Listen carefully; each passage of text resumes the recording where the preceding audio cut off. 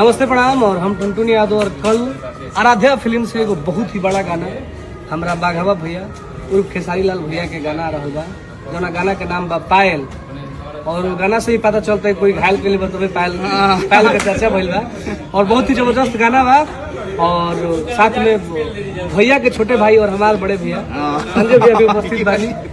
तो गाना के काल सुने के बाद और 10 मिलियन एक दिन में लावे के बा कम से कम व्यूज। ये आप सबसे आग्रह होगा। टुनटुन के वादा बा कि वादा निभा दी लोग, बस हम ये हम लोग से ज्यादा कुछ तो कह ना सकी ना। अरे एगो पूरा जिला सुनी तो यार 10 मिलियन हो जी यार, क्या बात तू करता लो यार। एक जिला, अरे आज के जमाने में तो हर इंसान के पास चर्चा मोबाइल पूरा वर्ल्ड में छाया है तो फिर टेंशन नहीं लेना है। और भैया के गाना हो देखा तो लो प्रोग्राम कितना हिट भइल बनू। बाप रे बाप, लोग कहता कि होतना पब्लिक के लेके आई, हाँ। के लेके आई बिहार में, ना किनला से गिनाई ना बिनला से बिनाई।